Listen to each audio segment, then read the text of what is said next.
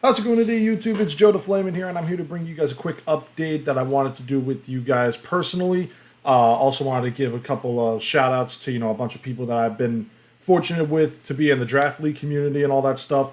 But there's a couple of other things I wanted to bring about with you guys, and I'm not going to waste your guys' time anymore. I'm just going to show it to you guys real quick.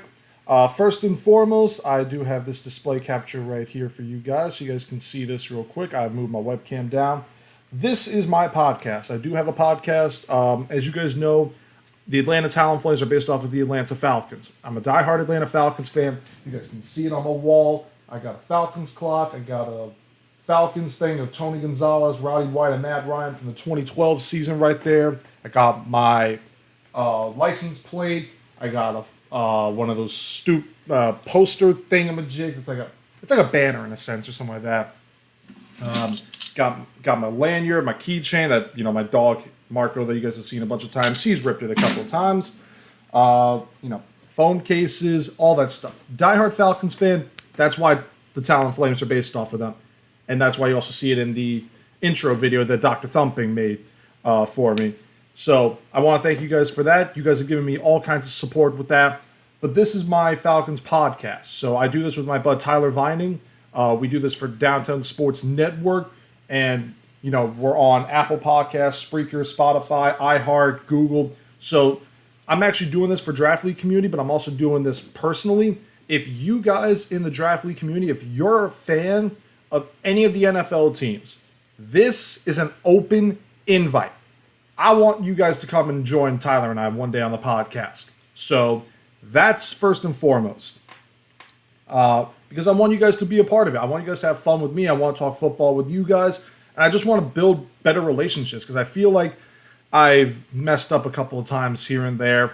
I know some of the battles haven't been the greatest. Some of the leagues, we've been bad at. Some of the leagues we've been okay at. Some of the leagues we've made playoffs in.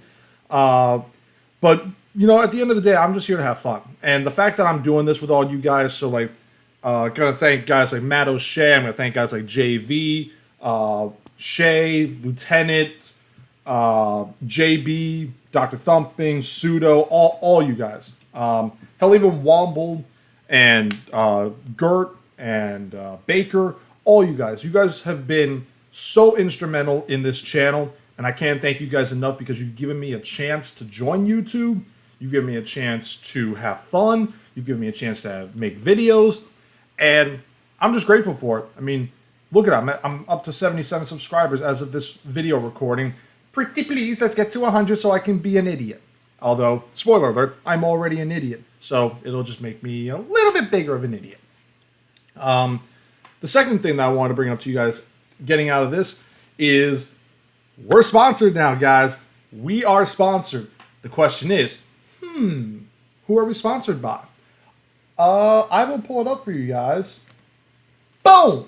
We're sponsored by Rogue Energy Drink. We are sponsored with Rogue. We joined their sponsorship program, so we are now part of the Rogue Energy family. You guys can see I have a link in the description below. You guys can use my code JoedaFlamin for 10% off your orders. I've already ordered from these guys, and I like what they've done. Their drinks, I'm not really an energy drink person, but I was like, I have to try it, that way I can, generate an honest opinion about their product, and I like it. I really do. Especially the cookies and cream shake. Ooh, I'm a sucker for cookies and cream, guys, but 90% of America is a sucker for cookies and cream because it's basically vanilla ice cream with Oreo pieces in it. But I digress, and we are now sponsored with Rogue Energy Drink, guys. So if you guys want, link is in the description below. Use the code. Let's build a family of Rogue Energy. And even better, because we're sponsored with Rogue Energy Drink now, who, by the way, did not sponsor this video. I'm just announcing that I got the sponsorship. I probably should have also prefaced that in the beginning of it. But because we are in their sponsorship program, we now have a new layout. We've got a layout for streaming, guys. It is a Rogue Energy style overlay is the term for it. As you guys can see, I picked the Dragon Fruit Mango because honestly it was the best design in my opinion. They had 40 of their designs. I think they have, if I'm correct, they have like 40 drinks and all that. But I figured let's do the one that looked the coolest, and this one looked the coolest. So again, use code JoedaFlamin, link in the description below. Let's give Rogue some help, guys. Let's make them even better. Let's join the family. Let's keep going and being Rogue Outlaws and all that.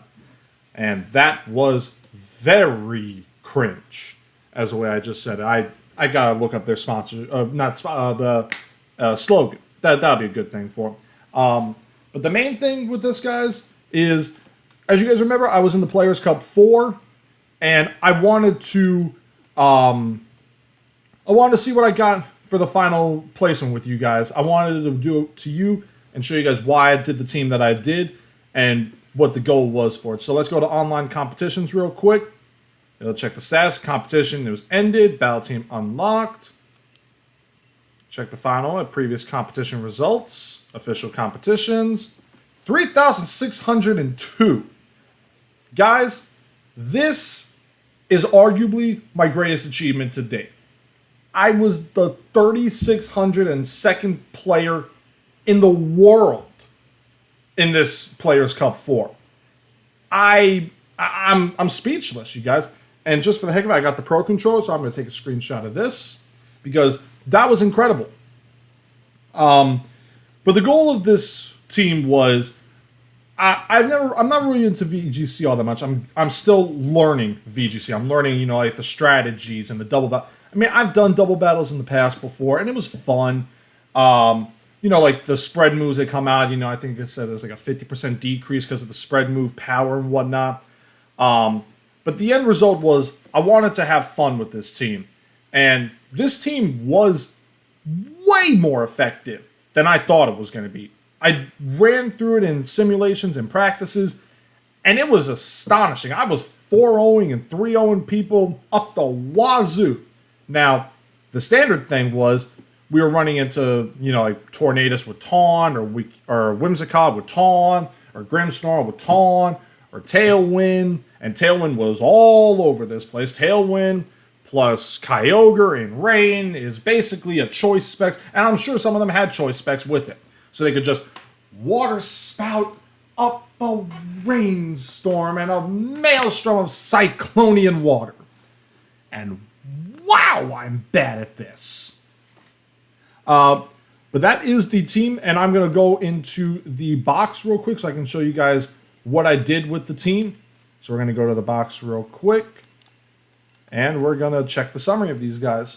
So first off was Ice Calyrex. This was the Calyrex that you guys saw in the Crown Tundra Let's Play that I did. I went with the Ice Horse because, honestly, Spectrier, it's good, but I just didn't like its design all that much. I mean, I get it. Ghost Horse, phenomenal design. It was good. I just wasn't a fan of Spectrier more so. I think maybe that was just because I picked Glastrier more so than it. And just looking at their designs was really nice, really well-oriented, well-based. And Calyrex Ice, this thing is incredible. I had gave it the weakness policy, and I almost maxed out its attack, and gave it enough defense and HP to where with one max Steel Spike boost from Heavy Slam, it would just barely have a chance of surviving 1+1 Behemoth Blade at full health, of course, naturally, because you need full health naturally, because Zacian is just incredibly OP in this. But I also give it the weakness policy because it would take a super effective hit, it would get its boost, I could use max Quake or max Steel Spike, get the defense boosts, and then also activate Chilling Neigh and just keep on racking up the physical attack. Now, I know most people with the Ghost Rider, they do the Life Orb, or I think I say like Specs or Scarf on it, but I don't really know. But the Ice Horse was my personal choice, and it did good for me. It did really well. The only thing that it had a problem with was Ferrothorn, because as you can tell, this was the regular Calyrex Ice, and I did not, that's the thing, I did not use PP ups or PP maxes, anything. So I went in fully blind. And that actually ended up costing us because we ran out of Glacial Lances, we missed a high horsepower, and the Ferrothorn was just able to protect and Leech Seed its way to victory. And unfortunate, but that thing happens. Next up was Primarina. This is the one that we got from the Fields of Honor in the Isle of Armor. It was the one for capturing all the Diglets. Gave it the Assault Vest. It had max HP and max special attack with Liquid Voice. Hyper Voice did phenomenal. Moonblast, really good for coverage. Energy Ball, surprisingly, could 2-hit KO a Kyogre, which was, well, I mean, depending on the EV investment. And then Hydro Pump was there, give it a really powerful water type single target move. I had no Hyper Voice if it was a 1v1. It acts as a single target move, so 90 base power is really good, but 110 is definitely a little bit better. I brought Regieleki this time. Regieleki, I know what people usually do. They do Focus Sash with it, so they could set up like a Volt Switch or a Thunderbolt or something like that. Some of them do Light Clay with dual screens, which I did see a couple of times with them. Mine, I went full attack. I went Protect, Volt Switch, Electro Whip, and Hyper Beam, because apparently a Volt Switch Regieleki with a Life Orb can 2-hit KO a Kyogre. And Hyper Beam, it was able to do a lot of damage at times. I think I only clicked on maybe once or twice as like a sacrificial lamb sort of move. But Electro Whip was definitely there for speed coverage. And it helped out a lot. It definitely did its part with the timid nature and everything, max special attack, max speed, all that stuff. Regieleki was definitely a good part of this team.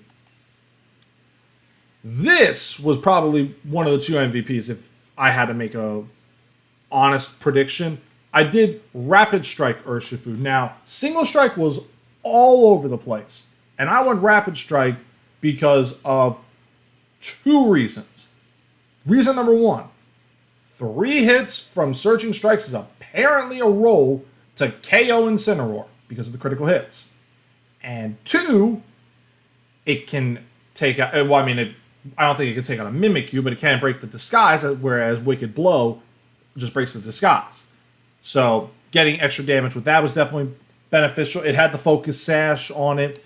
It was almost max attack and almost max speed. I think I gave it a little bit of HP. I forget exactly what I did with it. But it had Surging Strikes, Detect. Detect was definitely there for having a protecting move in case I did Dynamax it. Poison Jab was there for the Whimsicots and the Grimmsnarls. And then Close Combat is the most powerful fighting type move in the game that it gets that, actually does damage.